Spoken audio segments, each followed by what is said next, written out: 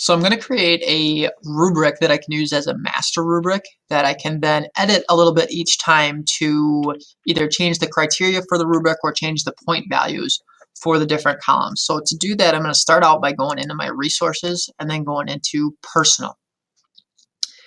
And when I get in there, what I want to do is I want to create a new rubric. So if I go to add resources and then add rubric, this is where I'll create my master rubric. So I'm going to create my master rubric right here, and then I'm going to add learning objectives.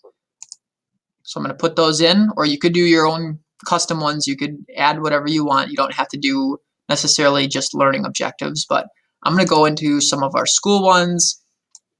I'm going to go into our music ones, and then I'm going to grab the first couple learning objectives that are in music.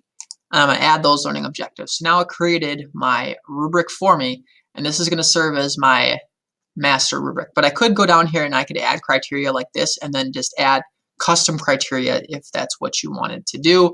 I can change any of these point values right here for my master, or you can just leave them as a 1 through 4. It doesn't matter. So now I'm going to create this one.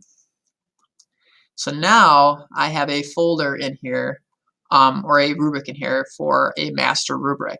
And now what I want to do is I'm going to create a folder where I'm going to put this master rubric. And so I'm going to kind of create a test class right here just to show you. So I'm going to create a folder that's called test class. Now you could create a folder for your different classes. And then what I want to do now is I'm going to go to my master rubric right here.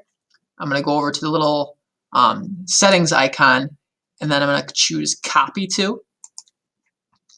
And then I'm going to tell it which folder I want to create that copy in. So it's kind of like when you tell Google to file make a copy, you're pretty much doing the same thing. So I'm going to go in and I'm going to tell it to put that copy in my test class. So I'm going to put it right here, test class, copy. And so it made that copy. And now when I go into test class, there's also a copy of that master rubric in here. And now what I'll do is I will go and edit this master rubric, change it to whatever rubric I want. Let's say this was my writing rubric. And then I can go and change these point values if I wanted to make this like 16, 12, 8, 4. I can do that and then save. So it obviously changed my point values down here. Save it.